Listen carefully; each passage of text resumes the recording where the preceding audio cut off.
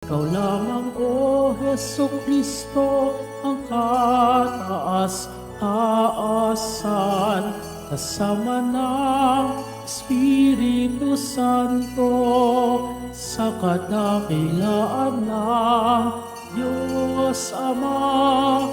Amen, amen, amen.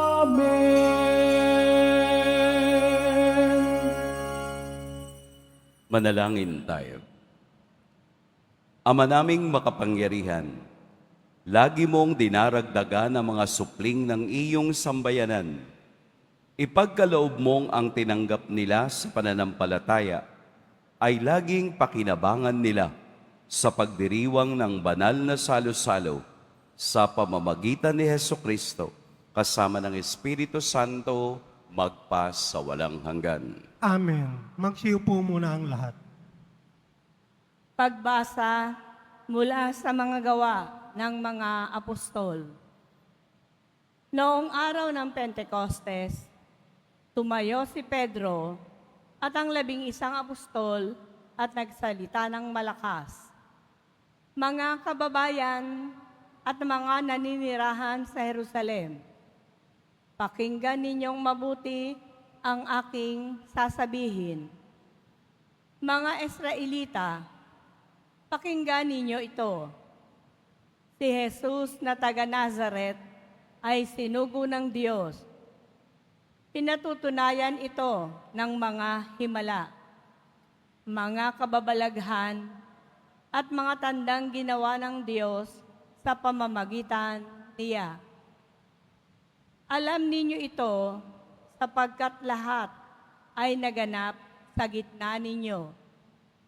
Ngunit ang taong ito na pagkaalam ng Diyos kamula't mula pa ay ipinako ninyo at ipinapatay sa mga makasalanan. Subalit, siya'y muling binuhay ng Diyos at pinalaya sa kapangyarihan ng kamatayan. Hindi ito maaaring mamayani sa Kanya, gaya ng sinabi ni David. Nakita ko na laging nasa tabi ko ang Panginoon. Siya ay kasama ko, kaya't hindi ako matitigatig. Dahil dito, nagalak ang puso ko at umawit sa tuwa ang aking dila. At ang katawan ko'y nahihimlay na may pag-asa. Sapagkat ang kaluluwa ko'y di mo pababayaan sa daigdig ng mga patay. At hindi mo itutulot na mabulok ang iyong banal. Ituro mo sa akin ang mga landasing patungo sa buhay. Dahil sa ikaw ang kasama ko, ako'y mapupuspos ng kagalakan. Mga kapatid, masasabi ko sa inyo ng tiyakan na ang patriarkang si David ay namatay at inilibing. Naririto ang kanyang libingan hanggang ngayon. Siya ay propeta at nalalaman niya ang pangako sa kanya ng Diyos na magiging haring tulad niya ang isa sa kanyang mga inapo. Ang muling pagkabuhay ng Mesiyas ang nakita at hinulaan ni David ng kanyang sabihin. Hindi siya pinabayaan sa daigdig ng mga patay at hindi itinulot na mabulok ang kanyang katawan. Itong si Jesus ay muling binuhay ng Diyos at saksi kaming lahat sa bagay na ito. Nang itaas siya sa kanan ng Diyos, tinanggap niya sa kanyang Ama ang ipinangakong Espiritu Santo at ito'y kanyang ipinagkaloob sa amin. tulad ng inyong nakikita at naririnig ngayon. Ang salita ng Diyos. Salamat sa Diyos. Diyos ko, ang aking dalangin, ako'y iyong tangkilikin. Diyos ko, ang aking dalangin, ako'y iyong tangkilikin. O Diyos, ako'y ingatan mo, ingatan ng iyong lingkod.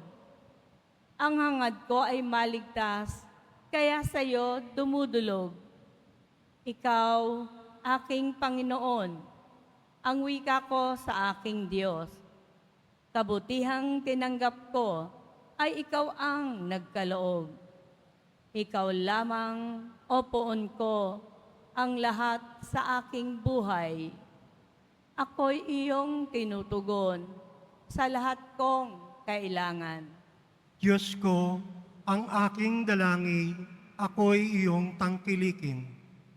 Pinupuri ko ang poon na sa akin ay patnubay. Kahit gabi, diwa niya ang sa akin umaakay. Nababatid ko na siya'y kasama ko oras-oras. Sa piling niya, kailanmay, hindi ako matitinag. Diyos ko, ang aking dalangin, ako'y iyong tangkilikin. Kaya't ako'y nagdiriwang, ang diwa ko'y nagagalak. Ang lagi kong nadaramay, hindi ako matitinag. Pagkat di mo tutulutang, ang mahal mo ay malagak sa balunang mga patay, upang doon ay maagnas. Diyos ko, ang aking dalangin, ako'y iyong tangkilikin. Ituturo mo ang landas na buhay ang hahantungan. Sa piling mo'y madarama ang lubos na kagalakan. Ang tulong mo'y nagdudulot ng ligayang walang hanggan. Diyos ko, ang aking dalangin, ako'y iyong tangkilikin. Magsitayo na po ang lahat.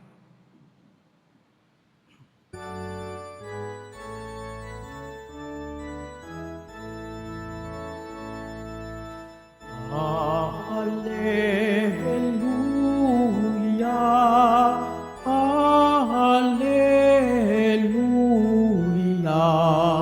Hallelujah, Hallelujah.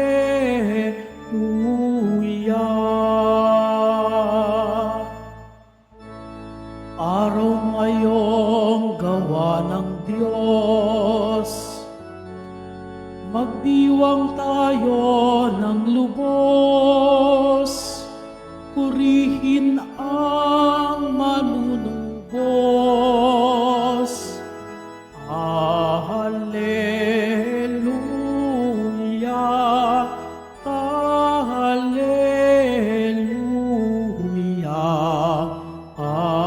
Hallelujah,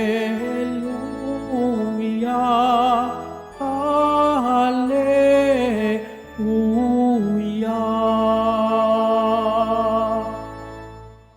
Sumainyo ang Panginoon. At sumaiyo rin, Ang mabuting balita ng Panginoon ayon kay San Mateo.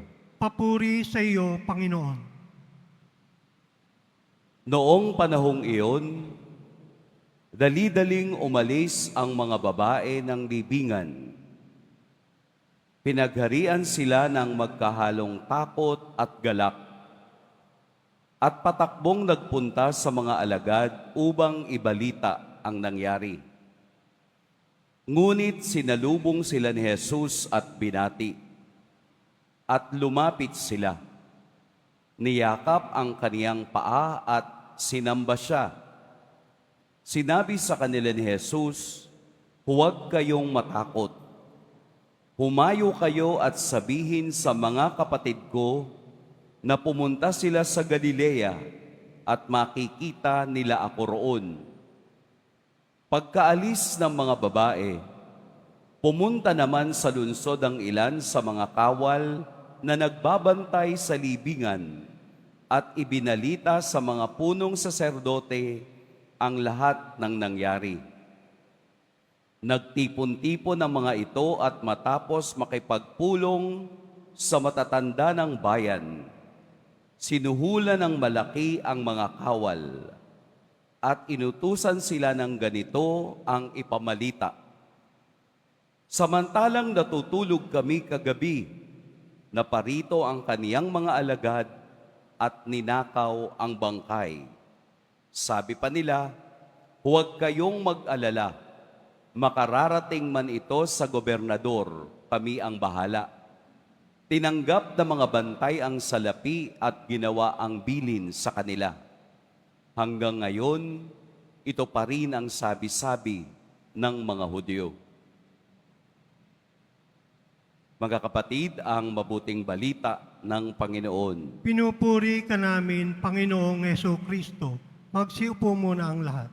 Magandang umaga po sa lahat.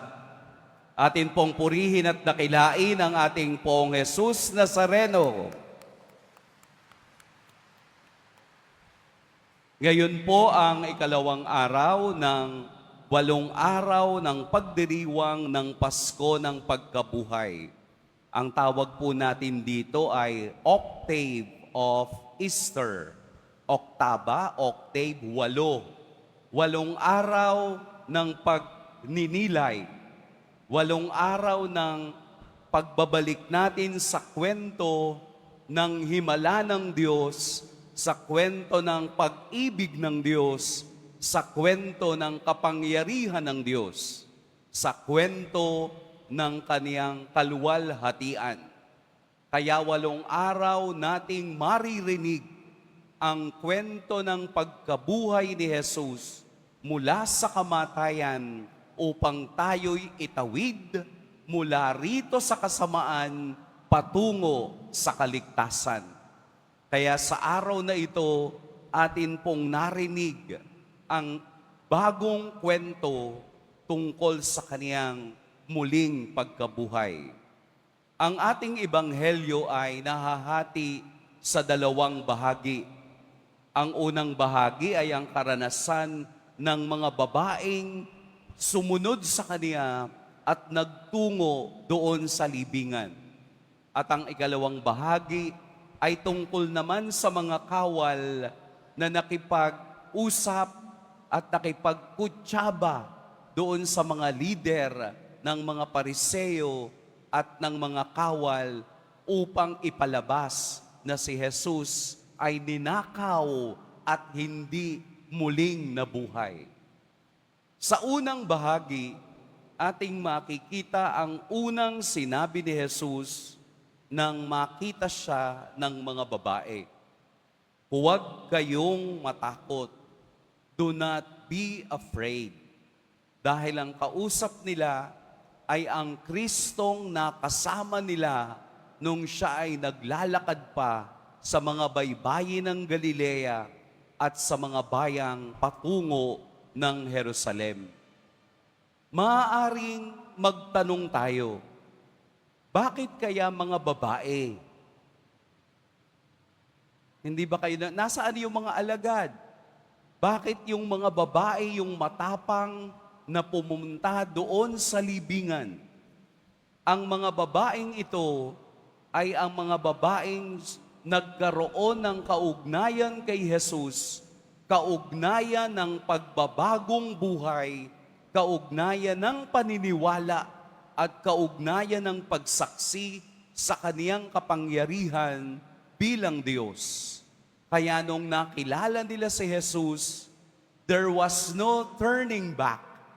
Tahimik silang sumunod kay Jesus at sinundan ang kaniyang mga yapak hanggang doon sa libingan. Bakit ang mga babae ang inutusan ni Jesus na sabihin ninyo sa aking mga kapatid na pumunta sa Galilea at makikita nila ako roon? Wala ba kayong naaalala kung bakit, mga babae? Dahil mga babae daw ang tsismosa. Dahil ang mga babae ay pwedeng maghatid ng balita at ang mga babaeng ito ay binigyan ng pagtitiwala ni Jesus na ang ibabalita ninyo ay tama at totoo. Ibig sabihin, sa ating mga nanay, sa ating mga auntie, sa ating mga ate, kayo'y pinagkatiwalaan ng Diyos na ang ibabalita ninyo ay palaging mabuti. Hindi nyo ibabalita ang mga bagay na masama at gawa-gawa lamang. Kaya nga yung mga babaeng tsismosa ay hindi pinagpapala. Ang pinagpapala ay ang ginagamit ng Diyos upang sabihin ng totoo kung ano ang nasaksihan, yung tunay at naranasan nila. Makikita din po natin sa unang bahagi ng Ebanghelyo. Sabihin sa mga kapatid ko na pumunta sila sa Galilea. Ito po ang unang pagkakataon na ginamit ni Jesus ang salitang kapatid ko. Dahil ang tawag niya doon sa mga sumusunod sa Kanya ay mga alagad ko.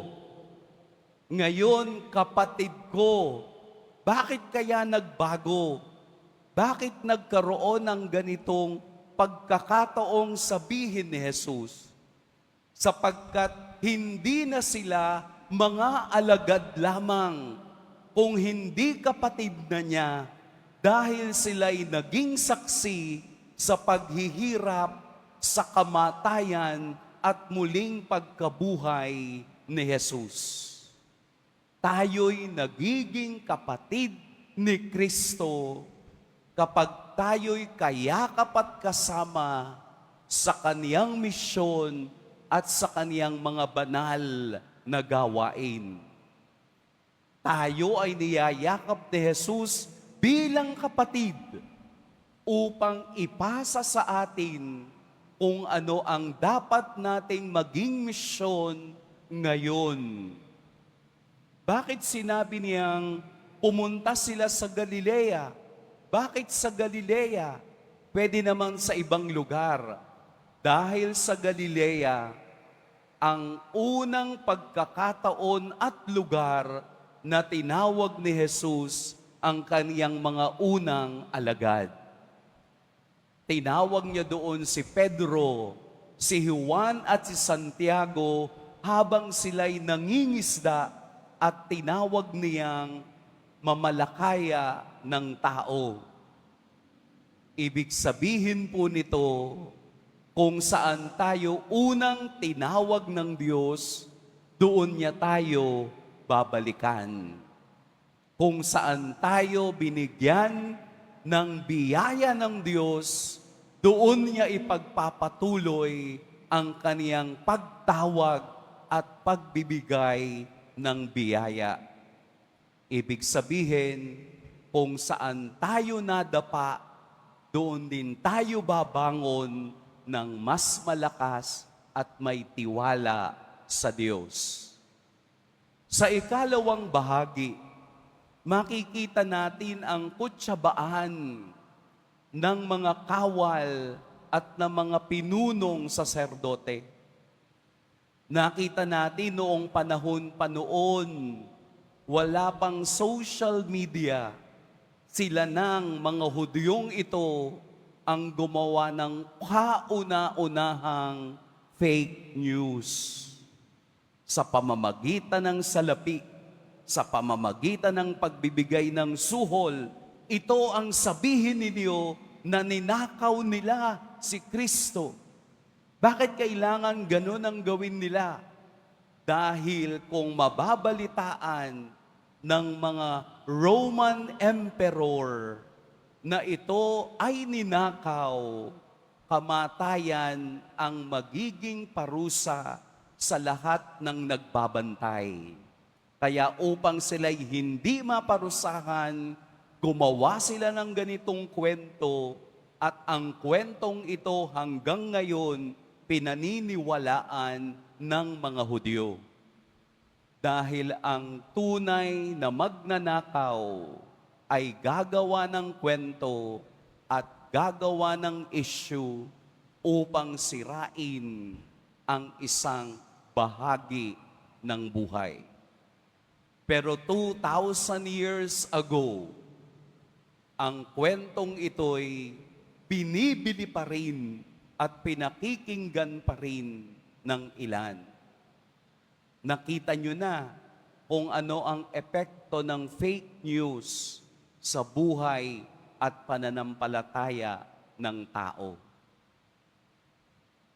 Kaya wala tayong masisisi kung hindi sarili natin o hindi natin kayang tingnan at magsaliksik kung ano ang katotohanan. Kung wala tayong kaugnayan sa Diyos, kung hindi tayo nananampalataya ng tunay, baka isa tayo sa madadala ng mga maling gawain ng mga taong makasarili, sinungaling at masasama. Sapagkat ang muling pagkabuhay ni Kristo ay pagpapatunay ng kaniyang mga salita at pagpapatunay ng kaniyang mga gawa at pagpapatunay ng kaniyang pagiging Diyos. Kaya po sa 8 araw na ito, ating lalasapin, ating titikman, ating ngunguyain ang hiwaga ng pagkadiyos ni Kristo ayon sa kaniyang pangako na binitawan noong una pang makilala siya ng mga alagad na ito. Tayo na nakikinig, tayo na sumasampalataya, tayo na nagsasabuhay ng muling pagkabuhay na ito, ay inaanyayahan ding tumingin sa katotohanan at kapangyarihan ng Diyos. Gamitin natin ang lakas at talinong bigay ng Diyos upang atin ding ikalat at ipamalita ang kaniyang walang hanggang awa at pag-ibig dahil sa kaniyang pagpapasan ng krus at kamatayan para sa lahat. Ito ang rurok ng ating pananampalataya. Ito ang ating tinitingnan sa kinabukasan. Ito ang ating pag-asa na sa dulo rin ng ating buhay, tayo rin ay makasama ni Jesus sa langit o sa buhay na walang hanggan. Kaya tayo nagtsatsaga, kaya tayo nagdadasal, kaya tayo ay deboto, kaya tayo'y gumagawa ng mabubuti, kaya tayo'y nananalangin at lumalapit sa Diyos. Dahil at the end of the day, wala tayong ibang pag-asa kung hindi si Kristo na muling nabuhay, na siyang ating babalikan, siyang ating hahawakan, at siyang ating mulit-muling ipamamalita na ang Diyos na pinatay ninyo, ang Kristong ipinako ninyo, ang Diyos na sinusundan ko, pagkatapos ng 3 araw ay muling nabuhay at lahat kaming sumusunod sa Kanya ay darating, ay bibigyan niya ng lugar at aakayin sa walang hanggang buhay sa kalangitan. Ito ang ating pag-asa, kaya tayo'y naglalakbay. Sa taon ng hubileo ng pag-asa, tayo'y umaasa na ang ating buhay sa kaniyang kaganapan ay makakasama ni Kristo kung tayo'y palaging nakayakap sa kaniyang walang hanggang pag-ibig. Pagpalain tayo ng poong may kapal. Magsitayo na po ang lahat.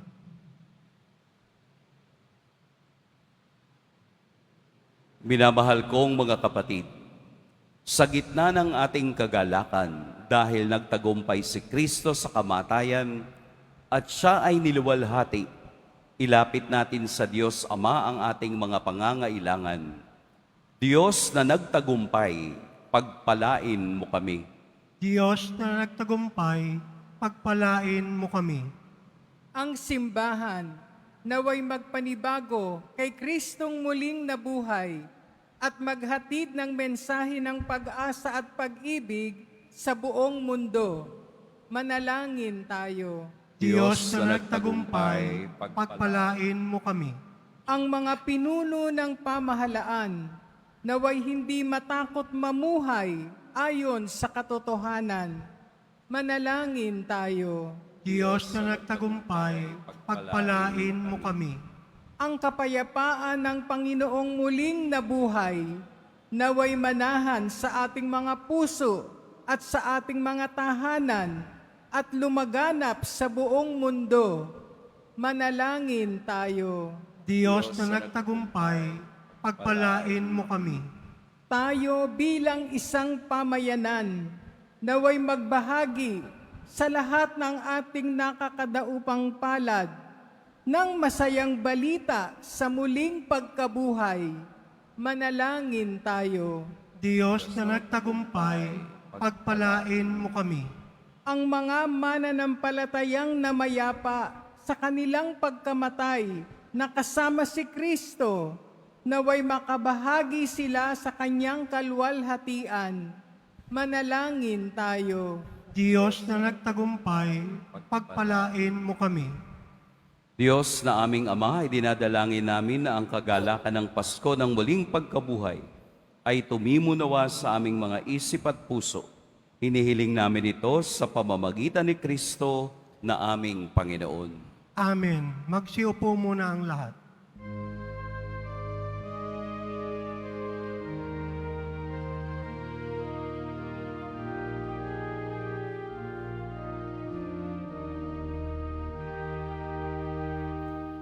Ang lupa'y nayanig, ito rin ay tumahimik, nang ang poon ay tumindig, bilang hukom natin.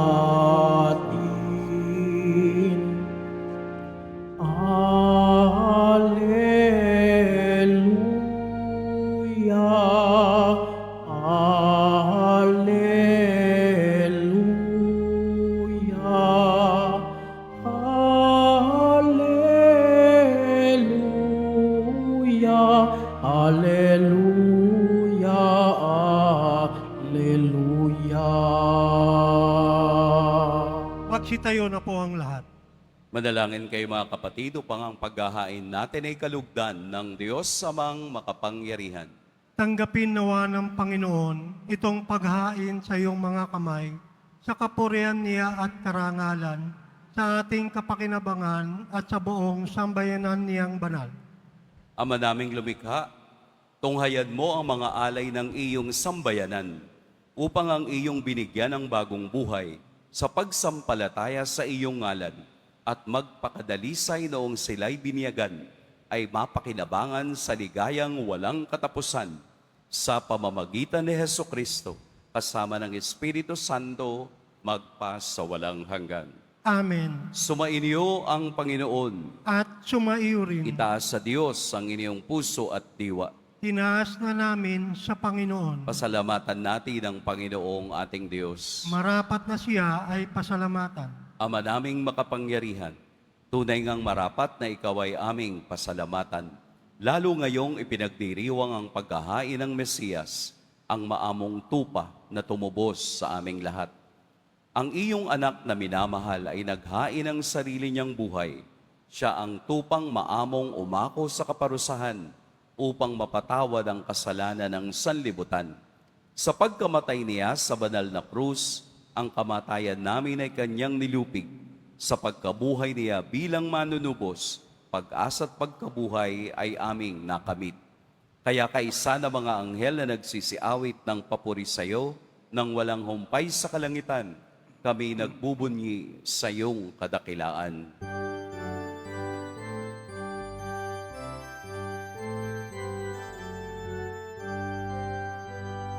Santo, Santo, Santo, Panginoong Diyos ng mga hukbo, napupuno ang langit at lupa ng kadakilaan mo. Hosana, Hosana, Hosana, Hosana, Hosana sa kaitaasan. Pinagpala ang naparirito sa ngalan ng Panginoon. Hosana, Hosana, Hosana, Hosana, Hosana sa kaitaasan.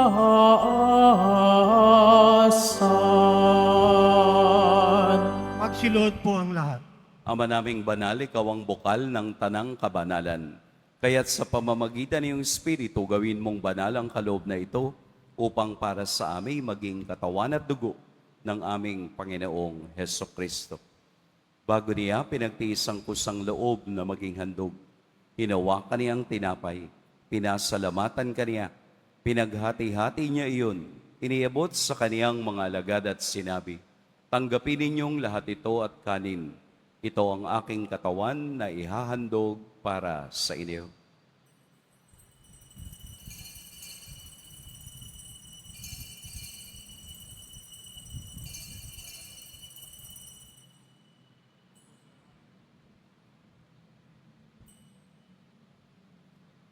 Gayon din naman noong matapos ang hapunan, hinawakan niya ang kalis, muli kaniyang pinasalabatan, inabot niya ang kalis sa kaniyang mga alagad at sinabi, tanggapin ninyong lahat ito at inumin, ito ang kalis ng aking dugo, ng bago at walang hanggang tipan, ang aking dugo na ibubuhos para sa inyo at para sa lahat, sa ipagpapatawad ng mga kasalanan.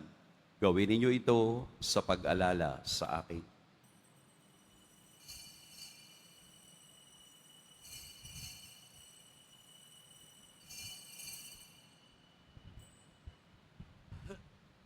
Magsitayo na po ang lahat. Ipagbunyi natin ang misteryo ng pananampalataya. Si Kristo'y namatay, si Kristo'y nabuhay, si Kristo'y babalik sa wakas ng panahon.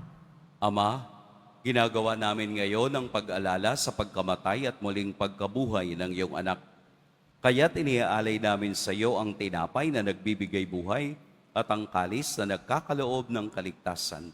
Kami nagpapasalamat dahil kami iyong minarapat na tumayo sa harap mo para maglingkod sa iyo.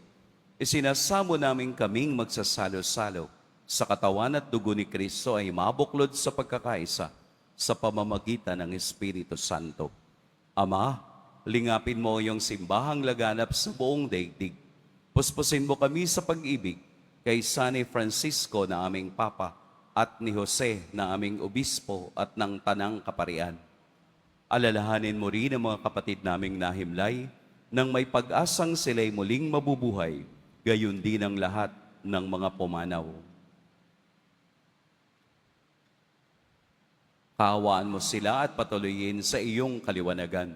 Kaawaan mo at pagintapating kaming lahat na makasalo sa iyong buhay na walang wakas. Kaisa ng mahal na Birheng Maria na ina ng Diyos, ng kabiyak ng puso niyang si San Jose, kaisa ng mga apostol at ng lahat ng mga banal na namuhay dito sa daigdig ng kalugod-lugod sa iyo, maipagdiwang nawa namin ang pagpupuri sa ikararangal mo sa pamamagitan ng iyong anak na aming Panginoong Heso Kristo. Sa pamamagitan ni Kristo, kasama niya at sa Kaniya, ang lahat ng parangal at papuri sa iyo, Diyos amang makapangyarihan, kasama ng Espiritu Santo, magpa sa walang hanggan. Amen, Amen, Amen.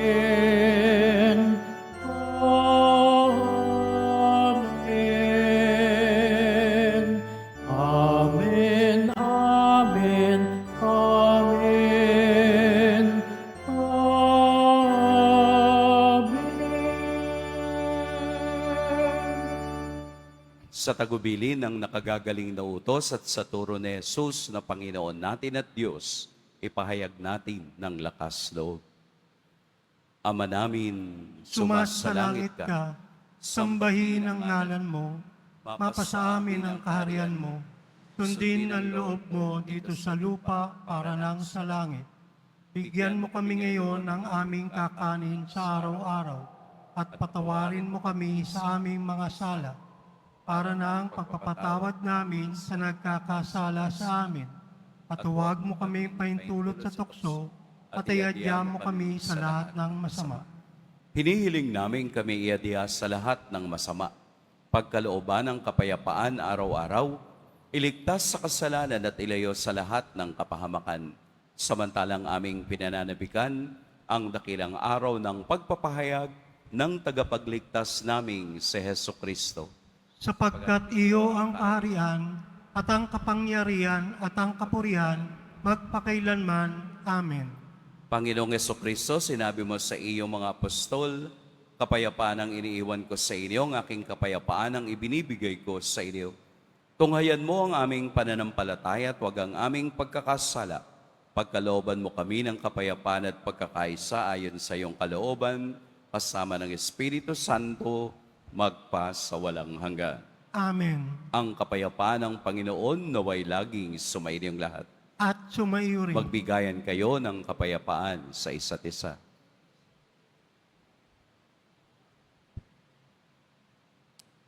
Kordero ng Diyos na nag-aalis ng mga kasalanan ng sanlibutan, maawa ka sa amin. Kordero ng Diyos na nag-aalis ng mga kasalanan ng sanlibutan, maawa ka sa amin. Kordero ng Diyos na nag-aalis ng mga kasalanan ng sanlibutan, ipagkaloob mo sa amin ang kapayapaan. Pagsiluhod po ang lahat. Ito ang kordero ng Diyos, ito ang nag-aalis ng kasalanan ng sanlibutan. Mapalad ang inaanyayahan sa kaniyang piging. Panginoon, hindi ako karapat-dapat na magpatuloy sa iyo, ngunit sa isang salita mo lamang ay gagaling na ako.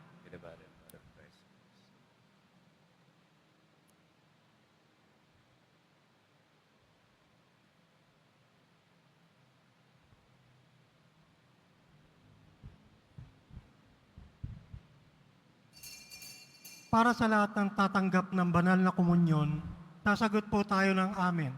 Pagkasabi ng pari o ng lay minister ng katawan ni Kristo at isubo agad sa bibig bago umalis sa harapan ng pari o lay minister. Sumunod po tayo.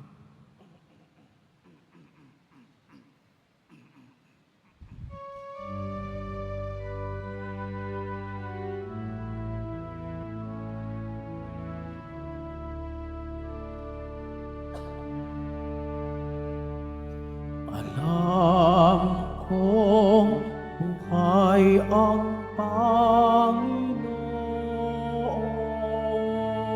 Panginoon. Tinalo niya't ginapi ang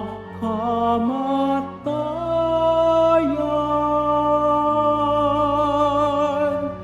Kung nasan ang iyong luha sa mata at magsaya, manalig kang buhay ang Panginoon.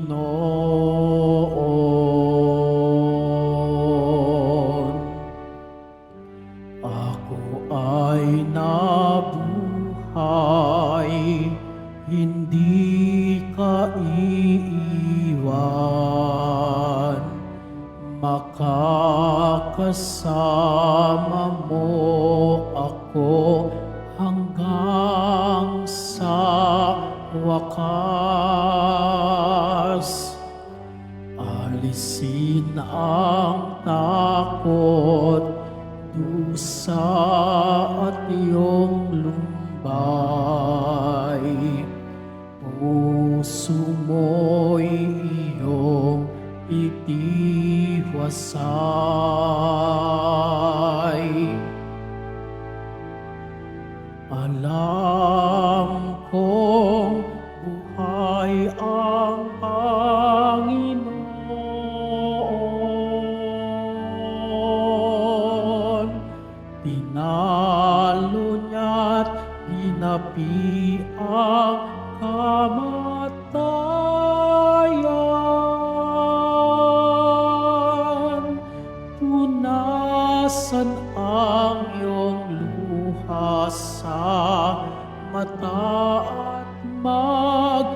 saya,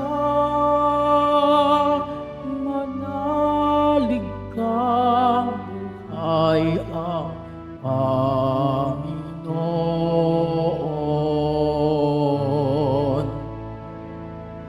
Alam kong buhay ang Panginoon.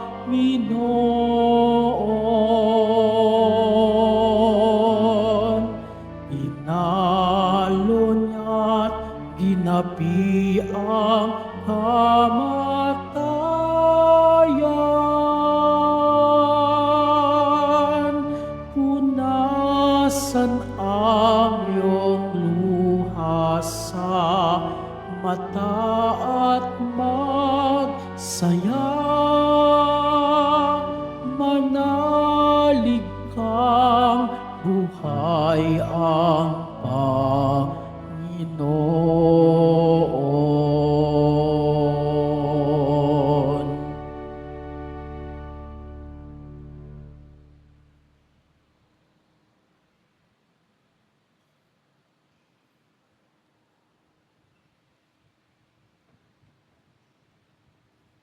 Paalala sa mga nagsisimba, pagkatapos ng misa, wiwisikan po ang lahat ng banal na tubig. Pinakikiusapan ng lahat na manatili lamang muna sa inyong mga lugar.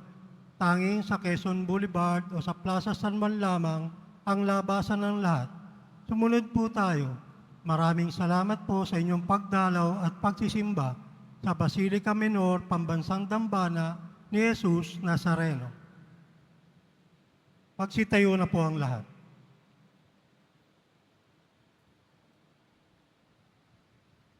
Manalangin tayo.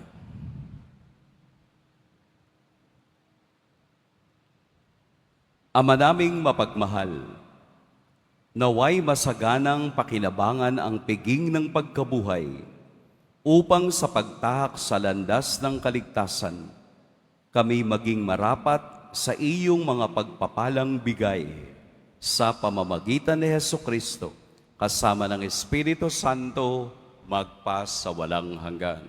Amen. Sumainyo ang Panginoon. At sumaiyo rin. Yimuko kayo para sa pagbabasbas. Mahal na poong Jesus Nazareno, inihayag mo sa pamamagitan ng krus ang walang maliw na pag-ibig ng Diyos sa sangkatauhan. Pakinggan mo ang kahilingan, lalo na para sa mga nangangailangan ng iyong tulong at awa. Makamtan nawa namin ang iyong kasagutan na may utang na loob na tinatanaw. Basbasan din po ninyo itong mga imahen at dasalan upang lalo kaming manalangin at magtiwala. Sa pamamagitan ng bendisyon na ito, naway lalo kaming maging mapaglingkod, masunurin na tapat sa iyo na aming malwalhating Panginoon, magpas sa walang hanggan. Amen. At pagpalain kayo ng makapangyarihan at mapagmahal na Diyos, ang Ama at Anak at Espiritu Santo. Amen. Humayo kayong taglayang kapayapaan ng ating poong Jesus Nazareno. Aleluya, aleluya. Salamat sa Diyos. Aleluya, aleluya.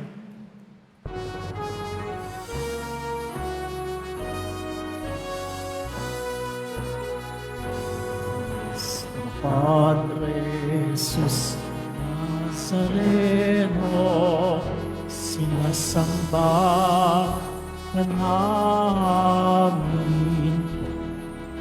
Pinipinto ka namin, aral mo ang aming buhay at kaligtasan.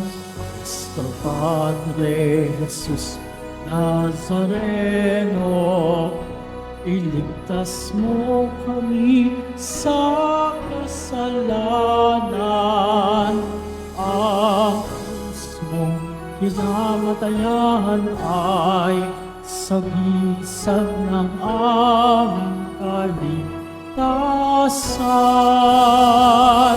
Nuestro Padre Jesus Nazareno, dinarangal ka namin. Nuestro Padre Jesus Nazareno, niluwalhati ka namin. Nuestro Padre Jesus Nazareno, dinarangal ka namin. Nuestro Padre Jesus Nazareno, niluluwalhati ka namin.